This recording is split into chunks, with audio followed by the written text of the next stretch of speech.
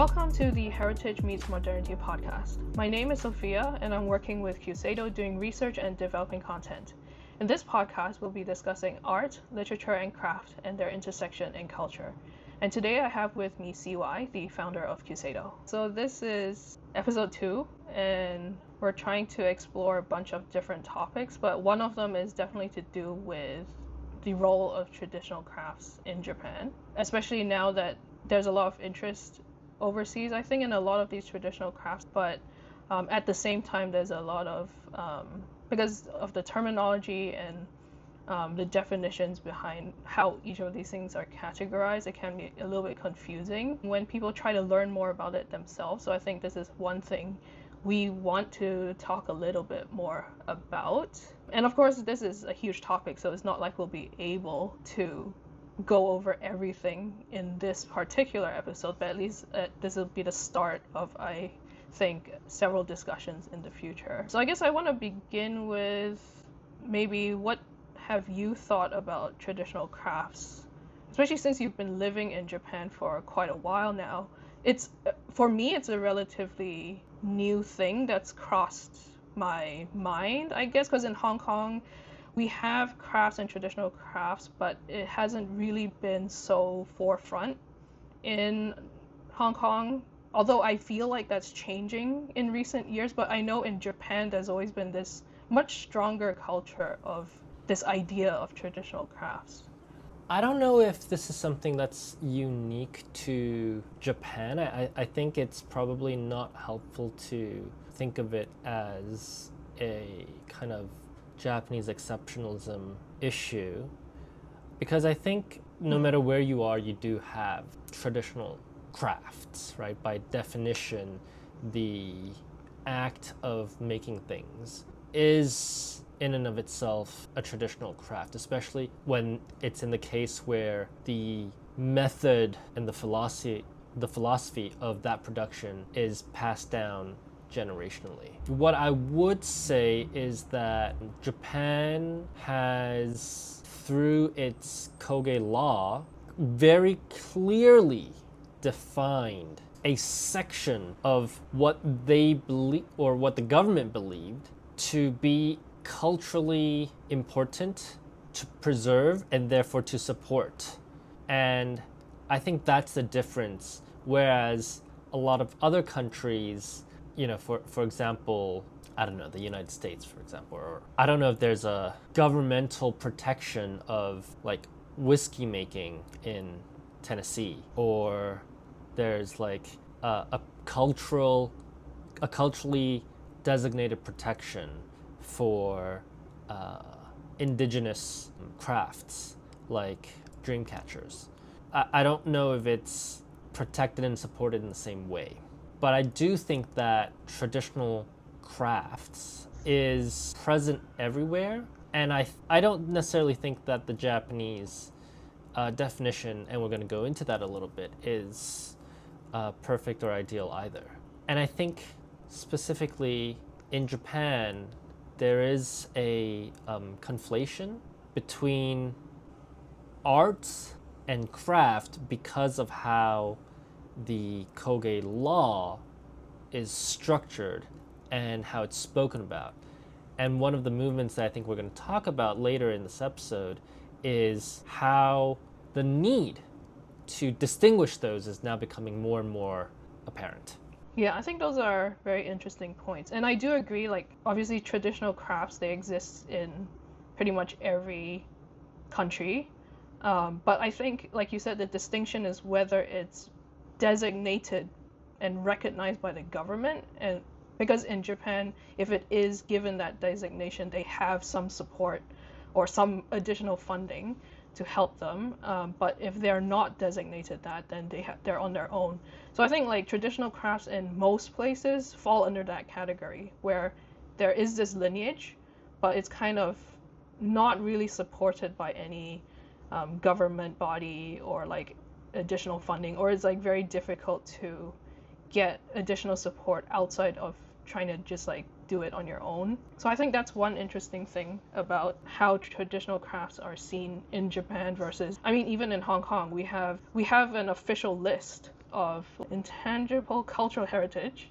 We have like an official list, but to my knowledge, there's no substantial support given to help protect these crafts, which is why like recently on the news here there's been some news about there are only 3 remaining hand carved mahjong shops in Hong Kong, and one of them closed down, I think it was last month, because just the owner is retiring and there's no one to continue after him. So now we're left with 2. So like it actually garnered a lot of news and like reaction from people, but at the same time there's like, what can we do about it? Like people are like, if there's no one willing or wanting to continue that line of work, then it's very hard to ensure it continues in the future. So I think this is kind of one of the ongoing questions that is not, I don't think it's unique to our time, but it's like a slightly different question in each generation of how can we keep continuing these type of crafts, and how can we make sure it's still relevant in everyday life, or how do we adapt to it? Well, because you mentioned the term Kogei, so I think we probably should kind of go back a little bit and actually explain how these terminologies came to be, because this term is actually a relatively recent term. I think it was only kind of used in this context maybe 100 years ago. So I think because we like even outside of Japan, you will come across these terms like Kogei, Mingei, Dento Kogei, and sometimes the line between them gets a little bit blurred. Yeah, so back in the day, if we're talking about the English term of art, right, fine arts, this is something that was pretty much exclusively for the upper class. So there's a class divide in art and craft, and because of the way that society worked, you didn't have like just artists, right? I'm talking about like medieval times, up to like Enlightenment, right? So you didn't just have like artists. Artists were in service of nobility. They were in service of the gentry. Or they were in service of the parish, so religion. But it was never in service of the third estate, which is the peasantry. So peasants didn't really have a culture of art. You hear stuff about farmers, you hear stuff about like merchants, but you don't really have folk artists. I mean, I'm sure there were people that were artists, but a lot of that is lost time, right? Lost to history, and they weren't necessarily recognized. So at that time, the realm of art was something that belonged to the social and cultural elite of that time. And so art itself didn't need a terminology that was distinct from fine arts, but that's because there was nothing else, right? Everything was concentrated on fine arts. And you see the same thing with like literacy as well. So if you were literate, that either meant you were nobility, or you were part of the clergy, or you were a monk, or you had something to do with the religious estate. And so if we look at museums nowadays, Western museums, a lot of this art is depicting, I think they fall in 3 general groups, right? The first is they are depicting nobility or the wealthy, right? So that's why there's a lot of portraits in Western museums, or museums dedicated to Western art. A lot of it was a rich person or a noble person who wanted a commission of themselves or their families. And then the second part would be commissions to either God or nature. So you had a lot of religious art depicting religious events, or you had, back then would be kind of equivalent to art collector nowadays, where you commissioned an artist over, a period of 10 years, 20 years to create one or two masterpieces that then you would adorn in your house or your castle.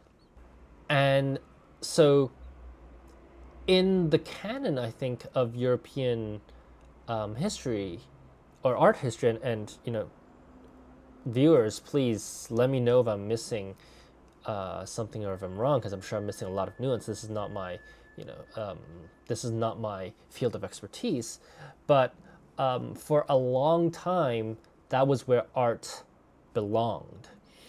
And in the 1800s, you had this movement that started in England, this arts and crafts movement, which sought to democratize the realm of art so that regular everyday people, even the peasantry, could be a part of that movement, that they could also have a participation in art. So the simplification of arts, we saw, not the simplification, but the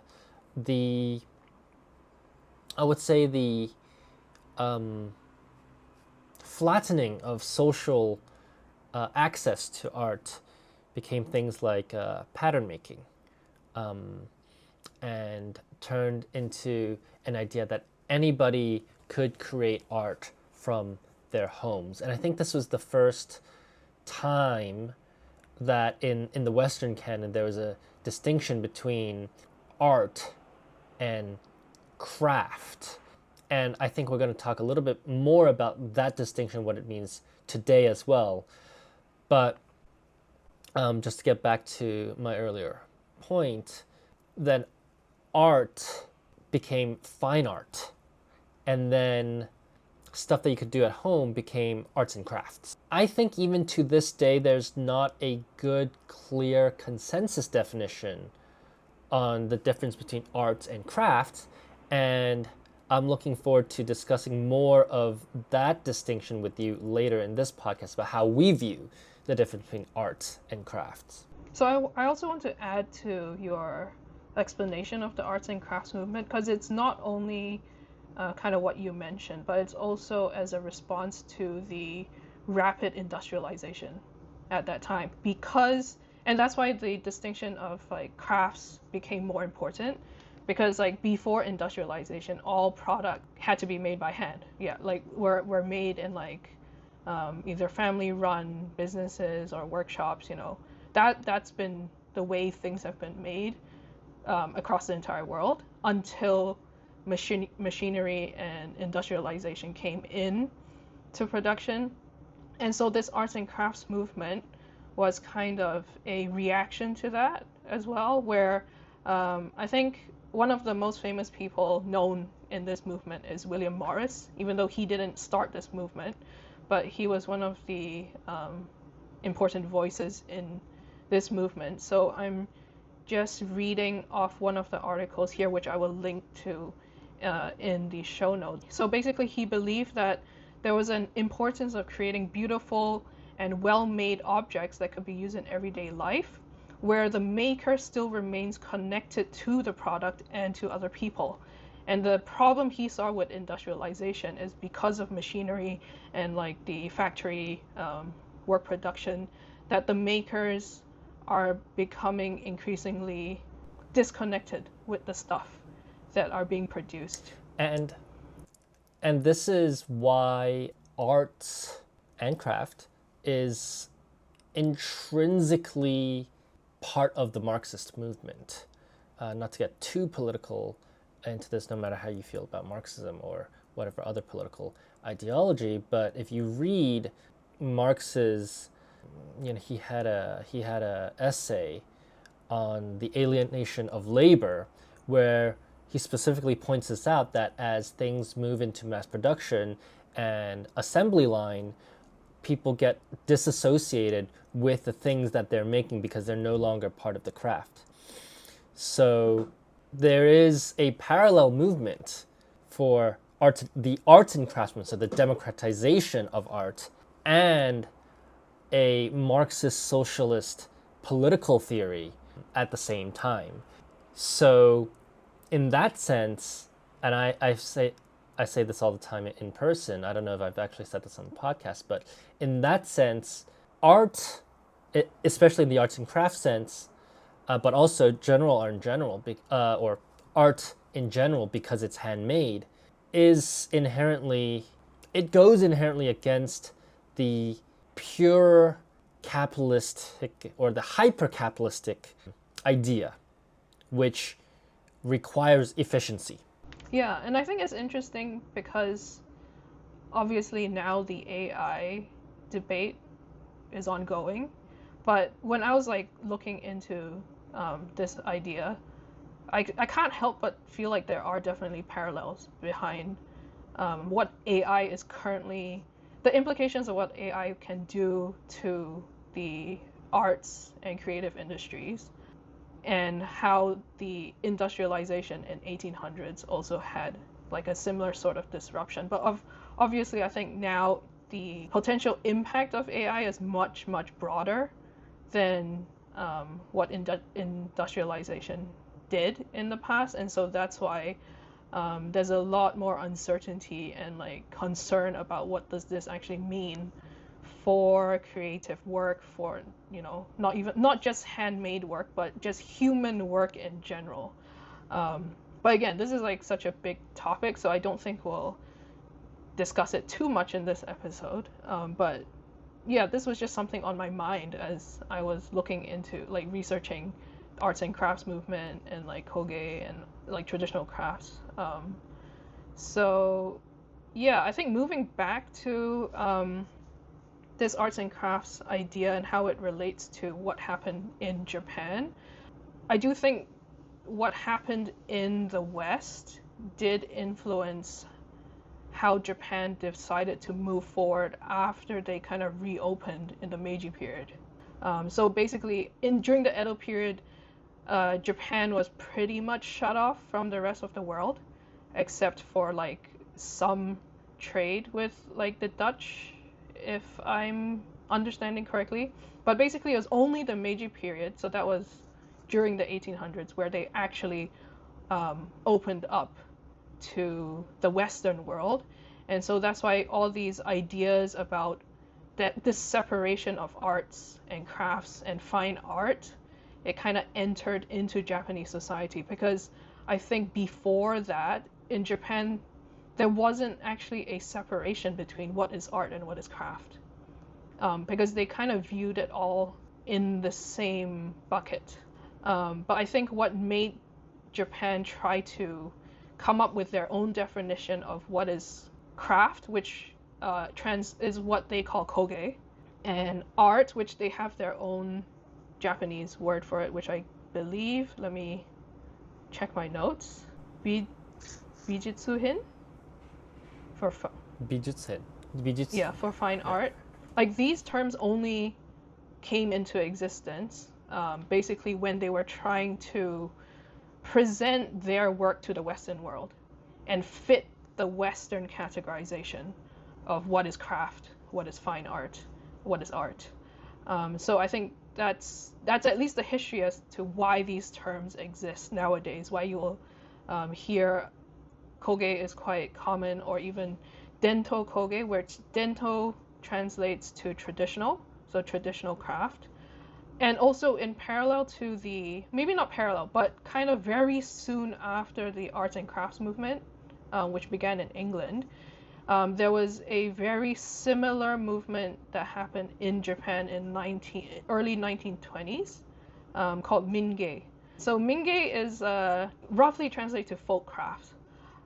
So why was there this need to distinguish Kogei, which is already craft, and then Mingei, which is folk craft, or the craft of the people, was because, like you said, in Europe, in the West, there was this almost class divide between what is fine art, what is art, and what is craft, where art was seen as almost like a higher level than just like everyday crafts. So there was a similar thing going on in Japan, where Kogei itself, even though it translates to craft, Kogei was seen on a higher level compared to the things that everyday people could do in their own homes. So Mingei itself was also a response to industrialization in Japan. So Yanagi Soetsu, he was the person who came up with this movement.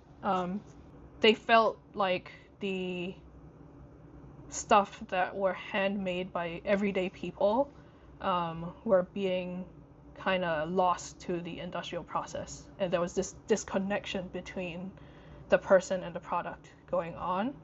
And so that's why this term Mingei came out, to also further distinguish objects made by everyday people. And where it differs from the arts and crafts movement, I think, is that in the arts and crafts movement, there was still kind of a focus on the individual maker as part of the process. But in Mingei, the focus was actually it should not be linked to any particular person. Well, the Mingei movement was, or is currently accepted to be very much influenced by the arts and crafts movement. The underlying philosophies or influences are very similar, and especially since the start of the arts and crafts movement was also very closely linked with Commodore Perry's entrance into Japan and forcing Japan to end its political or its policies of the closed borders. So the forced open borders allowed lots of Japanese things to be exported into the West at the time, and also then vice versa, where a lot of Western ideas started flowing into Japan. So the main difference seems to be that the outcome of the movement, the Mingei movement, is whereas the arts and crafts movement sought to elevate the individual by changing the social perception of what art should be or who can create art, right? So in the arts and crafts movement, anybody can create art from anywhere, so we should lift up the individual person regardless of where or who they may be. The Mingei movement seemed to be more akin to the nameless artist, right? Art for the sake of the object itself. And while it can also appear from anywhere, not just locked into the elite, the idea is that the individual who created the item is not important. What is important is the beauty of the item itself. Yeah, and that's why Soetsu Yanagi, he published a book that was titled The Beauty of Everyday Items, to kind of explain his philosophy behind this idea. So I think it's interesting that back then they were more focused on the object itself. So like the art lies in the use of the object rather than the person who's creating the object. There's also a difference in the political underpinnings of the Mingei movement versus the arts and crafts movement. While the arts and crafts movement was really, again, elevating the individual, anybody can create art, Soetsu, Yanagi Soetsu, he published a book called Nihon ni okeru bi no kijun, so the criterion of beauty in Japan. So this was published in 1927. The date is important because it's just a few years, it actually was already in full swing of Japanese empire. So there is also a nationalistic lens to the idea of the Mingei movement, where the individual is not elevated but is in fact absorbed into the state. and that what the individual produces is as a result owned by the state, because he doesn't talk about the standard of beauty or the criteria of beauty from a Japanese perspective. He talks about it he says this book is called The Criterion of Beauty in Japan, or Criterion of Beauty of Japan. So there are also some art historians who criticize the Mingei movement for being, for having this kind of ultranationalism embedded in the formation of the Mingei theory.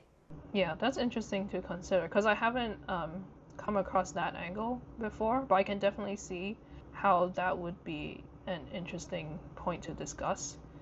So I guess moving on from this definition of Mingei, because I feel like it's interesting one is that this was how it's defined when the movement first started.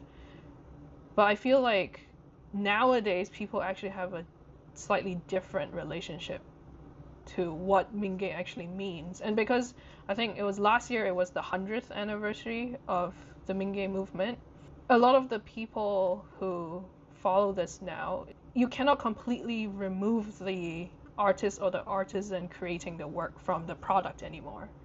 At least that's my impression of it. So I feel like it's kind of shifted maybe closer back to what the arts and crafts movement was talking about in UK. I don't know whether you view it the same way. But another part of the Mingei movement, which was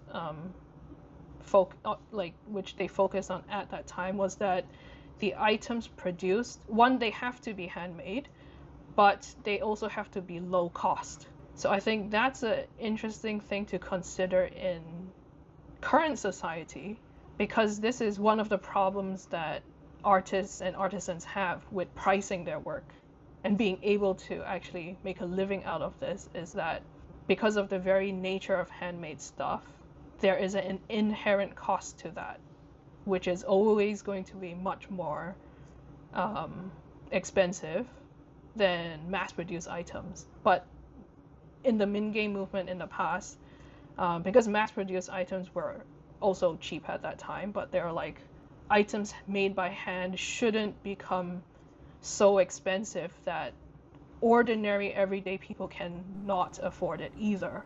So I think on this point, this is a really interesting aspect, because I actually kind of reject that a little bit. A classical Mingei craft is sashiko, and a lot of Mingei crafts are things that were done at home by mostly women, who were mostly doing these things to preserve the longevity of these items.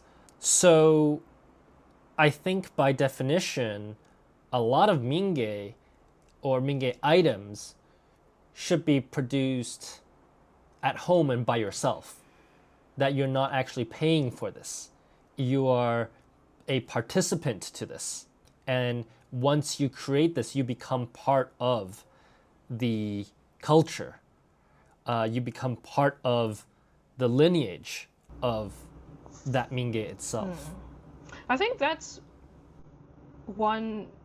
true on one hand, but the people involved in the Mingei movement itself, like the people who founded it, they were actively trying to sell products at the same time. And I think they're more well known for the ceramic work. Usually when you search Mingei online, it'll always be the ceramic stuff that comes out. So they were actually actively trying to support the ceramic production in certain regions that were suffering a lot from industrialization, because now you didn't need to get like a ceramic bowl or a pot for your home. You could just buy it from, a store that has been mass produced. So I think there are like two sides to the Mingei movement, where one, it was, yes, there is that value in the crafts that you could do at home for yourself instead of relying on mass-produced items to replace the stuff that you could make.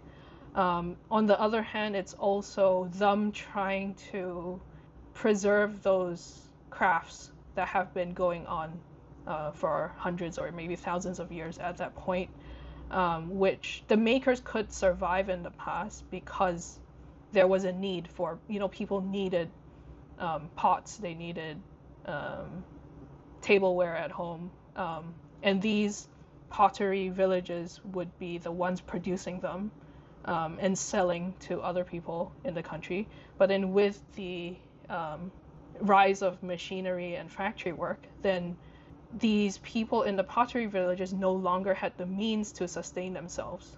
And so the Mingei movement on one hand was, how can they still find a way for other people who do not do pottery to still see the value of these handmade works, but still have them at a price point which was affordable for most people at that time.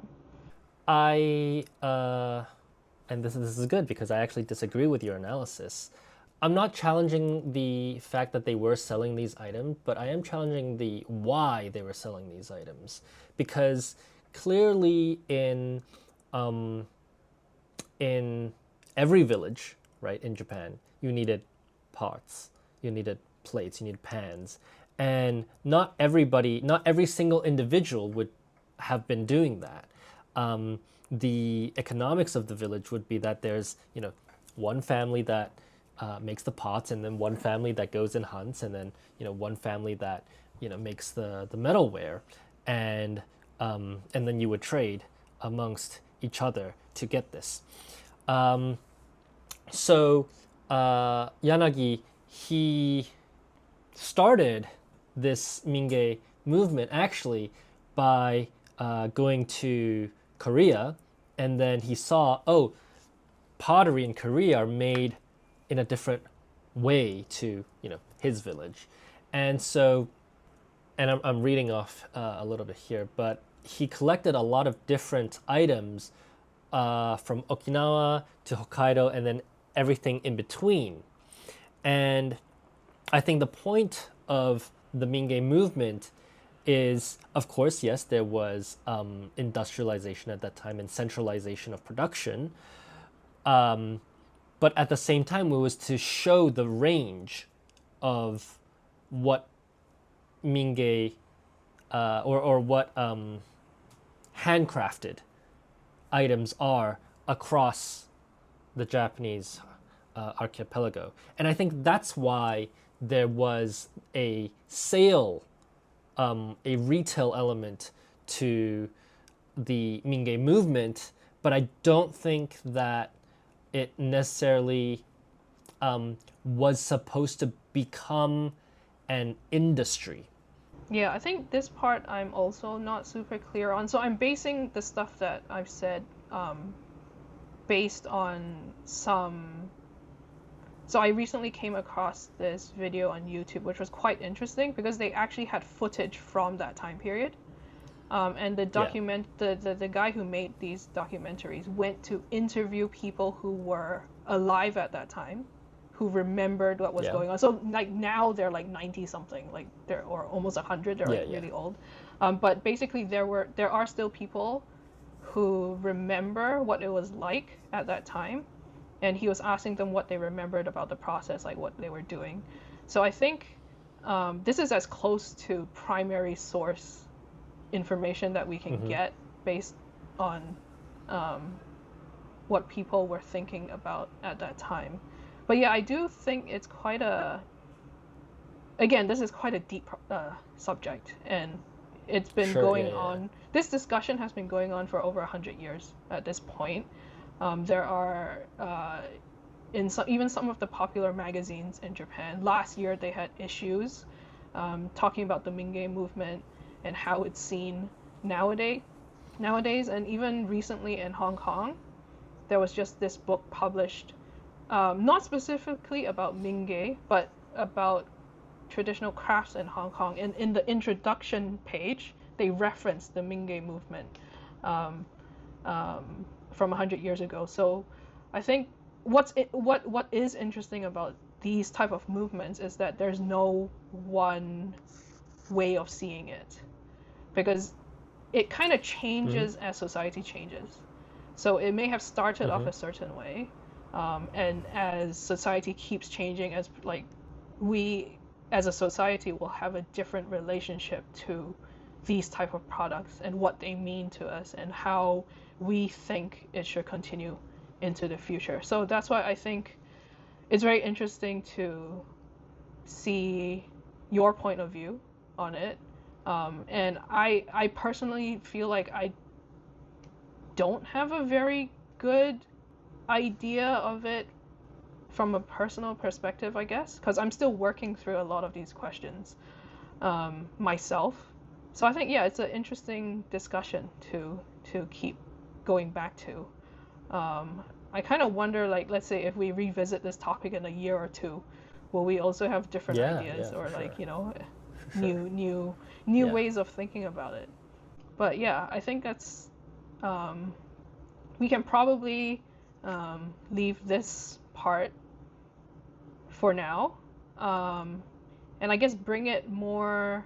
Well, I guess before we bring it more to the present, there's still another thing that I guess we can kind of get into, which is that definition of Dento Kogei, because I feel like the Dento Kogei is one of the later terms to be established in this time period, because it was only really categorized, I think, after the 1950s, because that's also when the living national treasure system was set up in Japan. And in part that was to recognize people involved in these traditional crafts. And that's where the separation between just Kogei, which is craft in general, and Dento Kogei came out, which is traditional craft. So I think like what you mentioned earlier on in this episode is an actual term recognized by law, like it's in the Japanese law. So because of that, there are strict definitions as to how they recognize traditional craft in Japan. So basically there are 5 rules, and again I'm just reading off one of the references here. So in 1974 they passed, it's called the Act on the Promotion of Traditional Craft Industries. And the first point is that they have to be crafts that enrich people's lives. Second point, they are not mass produced by machines, and they're primarily handmade by artisans. The second is they're using traditional skills and techniques that have to have been present from at least 100 years ago. I think this is the fourth point. Yeah, fourth point is that the materials have to also be traditional materials used more than 100 years ago, unless certain things are like no longer available or you cannot obtain them anymore. And lastly, the fifth is that they have to be produced on a certain scale and in a certain area in Japan. So right now there are actually 243 recognized traditional crafts by the government. And so these 243 crafts have some sort of government support. But I think, again, this is through when I was like digging into the Dento Kogei system. I think one of the criticisms that people have about this is that because they specify that there needs to be a certain number of production, as in like they need at least, I believe it was at least 30 people actively doing this traditional craft and in a specific region, that if, let's say, a certain craft only has 2 or 3 people, they would not meet the requirement. Even though if they fit all the other criteria, they would not meet the requirement of being designated as a traditional craft, and therefore they will not receive support. So I think this is important to perhaps bring up, in that the survival of a lot of crafts, in some sense, it's either helped or hindered based on how it's recognized or how it's promoted by the government and by downstream, like what stores will be actively promoting these type of products, or who, like what type of products are actually coming out.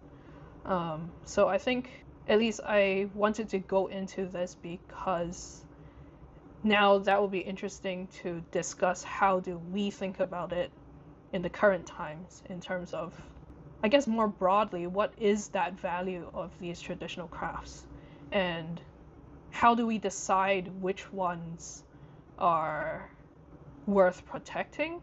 Maybe I don't like the word worth, but because at least as an individual, there's only so much we can support, right? Let's say there are 200 something already recognized crafts in Japan.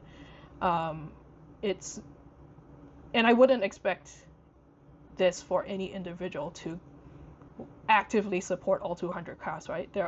Each of us have our own interests and in terms of what we find valuable in our own lives. But I think this is a question in terms of, on the maker side, how do they still stay relevant in modern life so that people do find their work valuable, and through that, these traditional crafts can then live on, at least for the next generation. Yeah, so I think the Dento Kogei law, right, is important in establishing these 200 plus designated crafts as national crafts. These are what is recognized by the government to be important, culturally important, tangible heritage.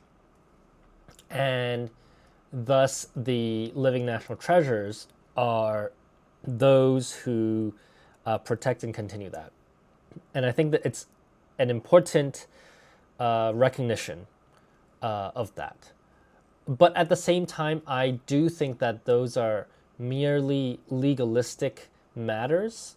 And it's like, and I know everybody likes to make fun of this, but it's like how sparkling white wine from the Champagne region in France is considered champagne, and the exact same product that is made outside of that is sparkling white wine. There is a little bit of a navel gazing perspective, which is still important because we have to recognize the heritage of that.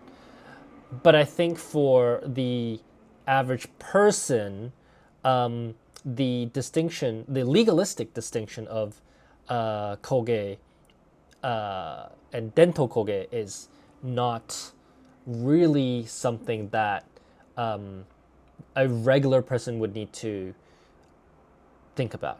However, I do think, and this goes back again to the English terms arts and crafts, and then the Japanese terms of Mingei and Kogei. I think there are some important things that we haven't talked about yet. And I think that, well, let's start with the English term. Then what is the difference between an artist and a crafts person? And I would like to put forth the distinction that the craft element is something that is focused on the actual skill or the execution of the final maybe product or piece, right? Whereas an art or an artist belongs more in the realm of the vision, the directional vision of the item in question. So it is possible to be a craftsperson without being an artist, while it's also possible to be an artist without being a craftsperson. And you brought up AI, but I also think that there's an irony to the arts and crafts movement being born from the resistance to the industrial revolution, in that nowadays I think a lot of people assume that making stuff by machine is a matter of pressing a button and then something falls out. Whereas it's actually much more nuanced than that. Let's say, for example, plastic production is actually very, it requires a lot of skill. So yes, there's a machine, and yes, you do press the buttons, but you have to input the environmental factors into that machine and adjust the parameters of the machine so that it can actually create the right item. Plastic that's made in the summer is softer than plastic that's made in the winter because of the temperature. So plastic that's made in the winter is actually more brittle, even though it's harder. It's more likely to snap or break. And so how do you make something that is consistent throughout time or throughout the seasons? The person that's operating the machine actually has to have a very high level of industrial skill. So I wouldn't have an issue calling somebody who operates a plastic manufacturing machine as a craftsperson. I had the chance to go to the Bandai Hobby Center Plastic Model Design Industrial Institute, and this is the museum of a company in Japan. It's called Bandai, and they make a lot of things, but here they make plastic toys, or they make plastic model kits. And in fact, the museum people, they are called craftsmen. In Japanese, they would be called shokunin, because of the expertise that is required to understand how to enter all these environmental factors. And it changes day to day. It could change from morning to evening. And so for me, a craftsperson, for example, in, let's say, Bandai, could be somebody who is operating the machines. Whereas an artist would be somebody who is designing what that final output might look like. He might, or he or she, might not have the same technical expertise to operate the machines that build out the thing, but they are responsible for the vision of the final output. And this is relevant in also the Japanese context because, for example, in Urushi, for a long time, Urushi and even makie was, while the final object, the final outcome is an artistic one, especially for those families who have essentially passed down the skill from generation to generation, you didn't really have a choice in what you were going to lacquer or what motifs you were going to lacquer. These are passed down in a book, and these were the patterns that this part of Japan did. And so I would actually consider those people as craftspeople, whereas now we have people who are trying to create objects out of their imagination.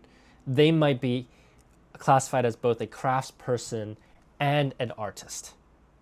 Yeah, I think those are very interesting points, and it's also reflected in an article I came across online. So the article, which I'll link, is called "The Boundary Between the Art and Product: On the Meaning and Form of Kogei in the Past and Present." So at the end of the article, it was mentioned that there was this event called "The Boundary Between Kogei and Design," I think held in 2017.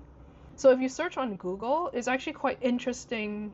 If you look at the image on Google, it's quite interesting how they basically have Kogei on one end and design on the other end. So it's exactly what you were saying, where design is more like the industrial process or like the machinery, factory, mass-produced stuff. Kogei, on the other hand, completely handmade, traditional techniques. But they try to define what falls into Kogei, what falls into design, and what they find that a lot of products do not neatly fit into either of these categories. There's always like it's basically a spectrum of, either on one end completely handmade, all natural techniques, and on the other end is completely machine. But there's always this middle ground where it's both. You have oh wait, okay, before I go into that, in the rest of the paragraph, it says, in Kogei, the designer is also the contractor, while in contemporary industrial design, the project creator is not necessarily involved in the production process.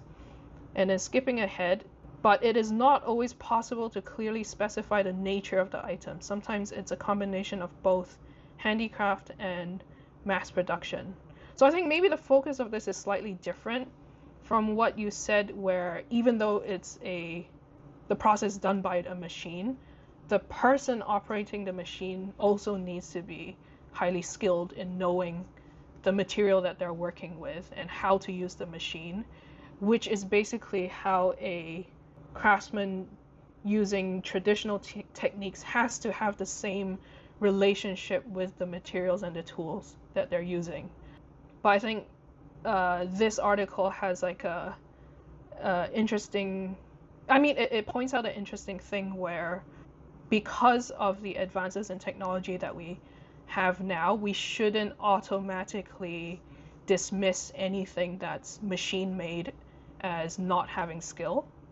That's one thing. And I guess another thing is that the point you brought up was also reflected in another podcast that I listened to. So this is the Yarn Library podcast, and they were talking about how machine knitting is actually a completely different skill set to hand knitting. But it doesn't mean machine knitting is anything less than hand knitting.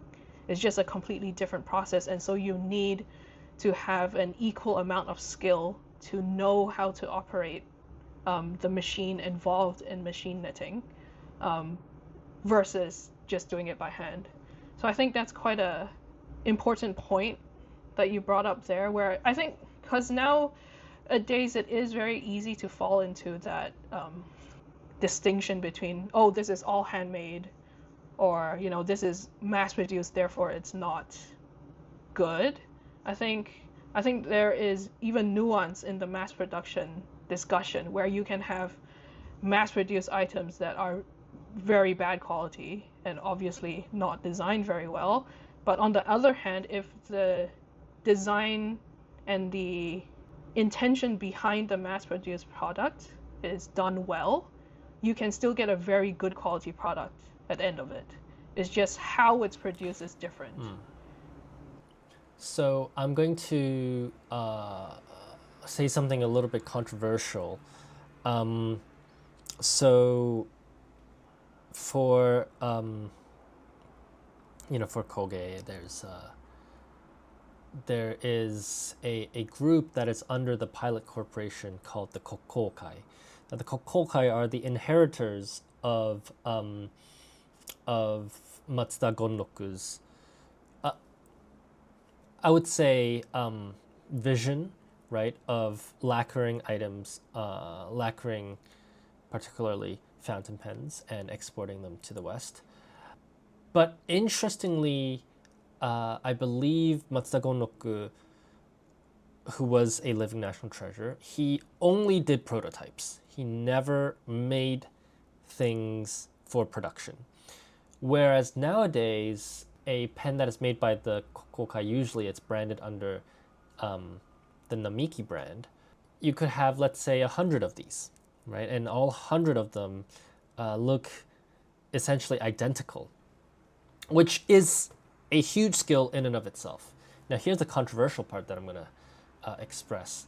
If you are making by hand 100 items of the same thing, 100 pieces of the identical design, can you still be considered an artist, or are you in the realm of the craftsperson? I would argue that the Kokkokai are now more the people that belong in the Kokkokai, when they are working in the capacity of the Kokkokai to produce these pens, as beautiful and artistic as they are craftspeople, but they're not artists, because they are now producing an item in accordance to the vision of somebody else, and they have become their own mass production line. So I think I generally agree with what you said, and this is definitely something I only kind of came to realize after doing the work myself, because I also do some Urushi makia. Of course, I've never made 100 of the same, but I have made multiples of certain designs, and I can say for myself that it's quite difficult to actually make the same thing again and again if you're approaching it as an artist. And I think that But the process is different, right? The process is different, and the things that you make for Kyuseido that are in a series is a concept that, you know, we work on together, and then it's executed. And even the way that it's done, even though the materials are the same, you might be working on all 9 pieces or all 10 pieces at the same time, instead of, okay, I'm done with this step, I'm going to go into the next step of this particular item. You kind of have to do them all together, right? And I think, well, I guess even within Kokkokai, they have different models where they will have the signature of the person making it. I don't have enough information as to whether it's the same person who designed it, though, because I think that's also another distinction. If the design was provided by someone else and you are just carrying out the work, that's very easy to clearly define it more into the craft category. But let's say you're the person who came up with the design, but you're making multiples of it. I think a lot of people would still argue that is still art. I mean, that's how prints are made. You know, like those what's the name? Lino cut, where they carve into a block and make multiple prints of the same design, but it's their own design. People would still consider that art. So I don't know whether that would also apply for. But I would then question: is the art the block that is cut, or is the art that is the print? Because the prints then become reproductions. Yeah, I do not have a clear answer for that either, but that's interesting to consider. I have hanging on my wall reproductions. I'm going to show here. Okay, three posters. These are reproductions of the original posters of the theatrical release of Mobile Suit Gundam. And they have signed in pencil by the original artist.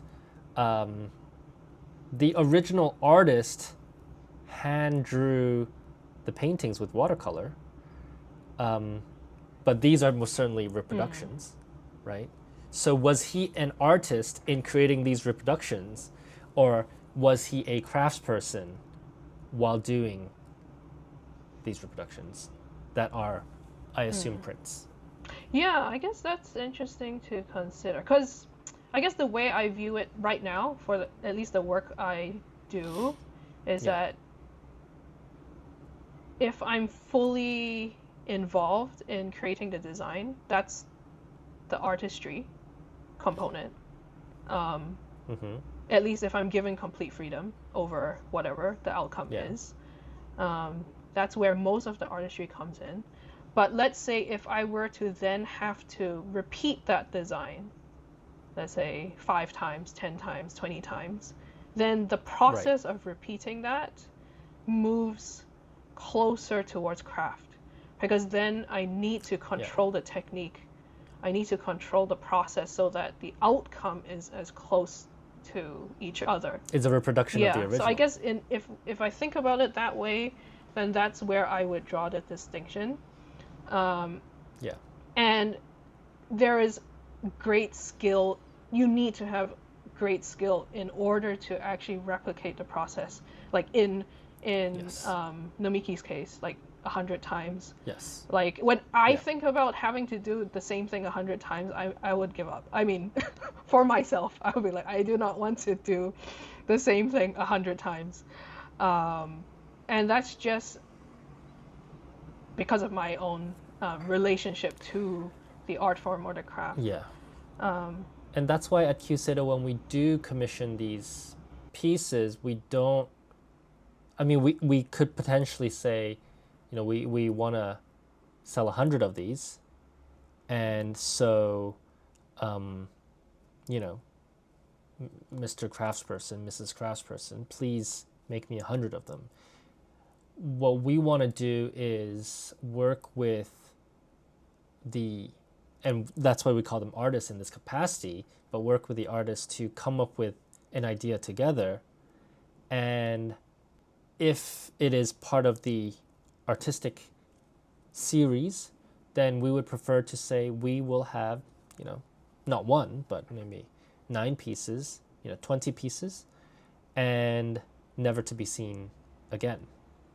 Because I do believe that art and creating art is a practice and it's a habit that is a little bit counter to the craft. I think the craft element of it is about repetition and practice, and honing the skill of it. But if that's the only thing that you're doing, it becomes difficult to then break free of whatever it is that you are practicing and instead create a vision. I think it takes different parts of your brain to do those aspects. And so for us at Kyuseido, we want to work with artists to showcase their artistry, not just their mastery of the craft. Yeah, I think this was another point that was brought up in that documentary that I watched, where they were talking about the Mingei movement, and then one of the videos was actually about washi production, and the guy they interviewed, who was like 92, 93 years old now, was basically saying they didn't even have a choice back then whether to do this as a living. It was basically usually within the family. And so especially something like washi, it's so repetitive. You're doing the same thing over and over again. Even for someone like him who did it for 77 years, he found it very difficult to keep at it consistently the entire time, just because I think it suits certain people more than others, but back at that time when most people didn't have a choice to whether they would do this type of work, like if someone was more inclined to be more of an artist versus a craftsperson, they didn't have that choice back then. They had to do the same thing over and over again, which is quite difficult to deal with over a long period of time. So I think even though we keep saying, traditional crafts is on decline, there's a lack of successors, there's a risk of these things going extinct. This is all true, but I think nowadays people actually have more freedom in choosing, do they want to do this as a craft or more as an art form? And in that sense, it's a little bit more freeing. There's more freedom involved in the process of making these things. And so the people making these things now, I feel like have a stronger connection to the things that they're putting out versus like 100 years ago. Whereas on the flip side, there's also a complaint that the modern day craft people or artists are less skilled than those in the past because they don't have that repetition that is built into them. Yeah, I think that's also true. That is also true. So I think there's always two sides to the equation, right? There's like, if you spend your entire life doing one thing, you will get very good at it. The skill will come as a natural result of that process. That's why they had division of labor, like in Wajima, and even in I can't say this, Jingdezhen, it was all division of labor, so everyone got very good at one thing. But as people want to be more involved in the entire process, it's only natural that you cannot spend so much time perfecting one part of it. And so on an objective level, the skill will be less, at least in the early stages. Like maybe if you're able to stick with it for like 20, 30, 40 years, by the end of that process, you will master every step of it. But let's say in the first 10 years of doing something, you will definitely not be at a technical level compared to someone else only doing one thing. So then moving to the difference between Mingei and Kogei, I think that this is my belief, my interpretation of the Mingei movement, is that the Mingei is something that is done by non-professionals. Full craft is done by anybody. Anybody can be part of the Mingei movement. It is the nameless individual. It is you and I who can, I'm working on a lacquer piece right now. That would definitely not be Kogei. That would be Mingei, because it's something that is non-professionally made. Which is why I think it's ironic that there's a Mingei industry, because by definition, it should not be something done by professionals, which is why when I point then to Sashiko as the classic Mingei art form or craft form, professional Sashiko is by definition then an oxymoron, and that's why you don't have Sashiko the way that you have lacquer items, which traditionally is a Kogei. Whereas Sashiko is something that's done by, again, usually women in the villages as a way to mend items. Lacquerware, ski, is more something that is done by a professional lacquer person. And in that way, it's similar to knitting, right? It's ironic to have a professional knitter, because usually or traditionally knitting is something that's done by home by, again, traditionally women, to make clothes for their children and for mending home items. This in and of itself is very skillful, but it requires a degree of knowledge and practice that is worthy of recognition, but in the traditional form of it is not a professionalized job. And I think for me, that's the core distinction between a Mingei artist and a Kogei artist. A Kogei artist has devoted their professional lives to that craft. A Mingei artist is somebody who is still very skilled at it, but is not treating this as their profession. And I think that's why pottery is such a good entry point into craft, because it can easily be done. How good it is, it's a separate matter, right? But it's easily approachable as a craft by an everyday person, whereas lacquerware is much more difficult. I think there is some truth to that, but I feel like the way Mingei is, well, yeah, like you said, like now it is an industry. It is a its own industry. But I feel like maybe that's why even in English now we have, when we say something like handicrafts, I don't know if this is just my interpretation of it, but when you have the word crafts and then you have the word handicrafts, the handicrafts signal to me, you assume it's made by hand. But it signals to me that's something done at home, like the knitting that you do at home, or sewing, like the tashiko. But crafts itself is like what you say, maybe Kogei, at that level where it's done on a professional level.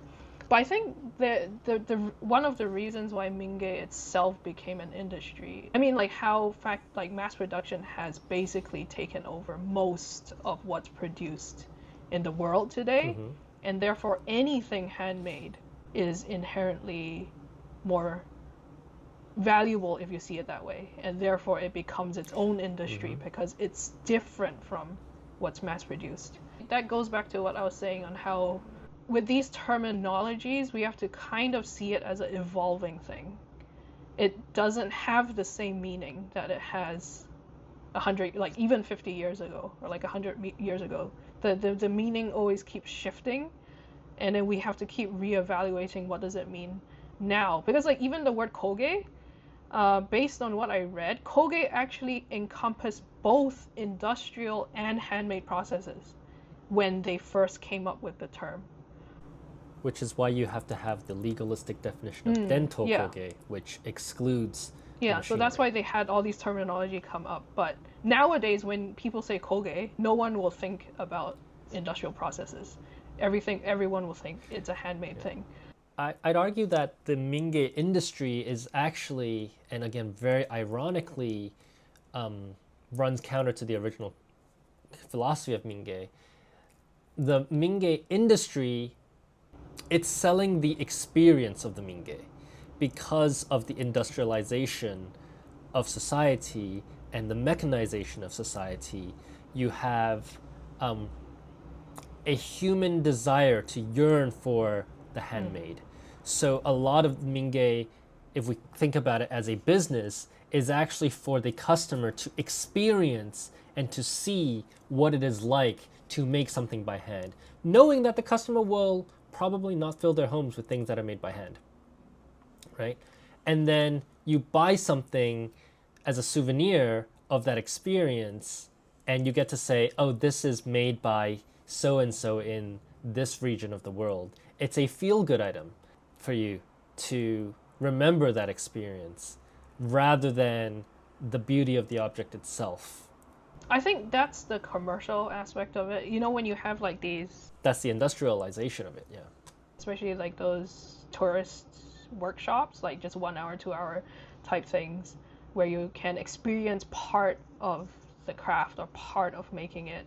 Well, that's what we do for Yeah. our workshops too, right? Our lacquer workshops. We're not saying that, hey, join this workshop and you're going to be the next great lacquer master, but it is an experience for you, the consumer, who wants to be part of this greater movement of making things by hand. And I think it's more important for them to experience that process than to own the object itself. Yeah.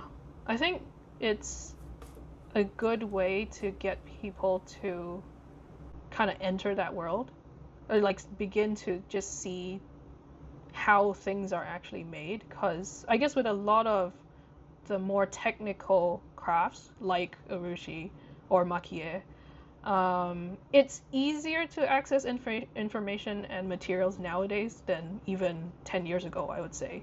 So a lot of people, you could technically start it in your own home. I mean, that's how I started. I started by just searching and trial and error, but it took me 6 months, 1 year at least, just to understand the basics. So I think with a lot of these technical crafts or more complicated crafts, like workshops are definitely a good way to get more people exposed to this. But really understanding a craft, and this is like more for every individual's like own personal interest. A 2 hour experience is not enough. I mean, like, if you really, really want to understand not just the technical parts of it, but the history, the culture, the significance of it, that still takes a long time to learn about. I mean, I'm still learning. I'm still learning about all of this, even like is it 4 years now? I think it's 4 years down down that rabbit hole. Well, the experiencing of the craft becomes a way to democratize the Yeah. craft. And when we think about, we discuss this all the time, why is an Urushi pen so expensive? Well, it's expensive because it takes a lot of skill and it takes a lot of time and it takes a lot of know-how to create the item, right? But does that mean then that this art form is then exclusively for rich people, and people who aren't so well off are unable to be part of the process? Then we would say, actually you can be part of the process by doing these experiences. And that then ownership of it is, yes, locked to the wealthy, and the wealthy have an important role to play in preserving the financial incentive for these crafts which produce art, right? To continue. Without the wealthy to purchase and buy these crafts that produce art, we wouldn't be able to continue that. That would be lost. But as somebody who might not be very wealthy, you can still be part of it by learning about it and understanding it and experiencing it. Even if you aren't maybe somebody that can afford a piece, a product of the craft, you can still participate in that craft.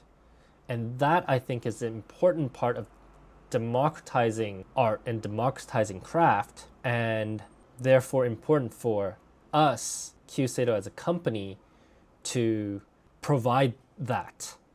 And what we provide then is both the product of the craft, which is an art, right, on very, very expensive items, and an experience of that craft in the form of a workshop that is an expensive workshop, but a tenth of what the product might cost. Yeah, and I think this goes into kind of the bigger discussion of what are some of the ways we can make these traditional crafts still relevant to everyday life. How do we make it still within people's awareness? Like, for example, even for me living in Hong Kong, and China itself has such a long and rich history with Urushi, their own version of how they use it, I had zero idea it even existed until a few years ago. And I'm living in Asia, where in the past it had such a huge significance in the culture itself. So I think, again, workshops are just one way to expand people's awareness. And the workshops, they're expensive, right? But we also have the library of knowledge where we disseminate a lot of that knowledge that we have to democratize it. And hopefully that means that more people will get an appreciation or develop an appreciation for this kind of stuff. And that's where we get into the concept of, okay, then there is the craft as it is, and then also pushing it beyond the boundaries of what it currently is into the future. And there's an artist called Ikeda Terumasa in Japan. His works, I think, are controversial because, one, he doesn't do all of the work himself. He has a team of people that work under him. And then number two is that he incorporates modern technologies such as 3D printing and laser cutting.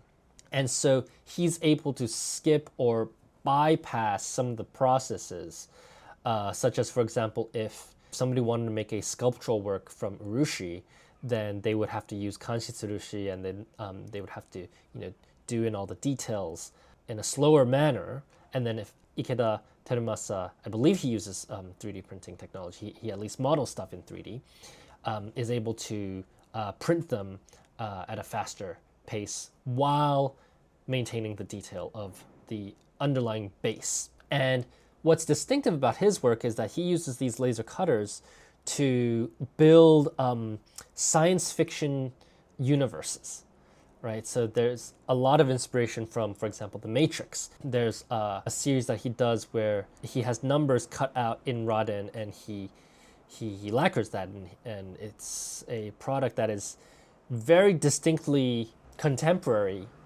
to our time because it looks like it comes out of a digital universe and yet at the same time is handmade, or at least partially handmade.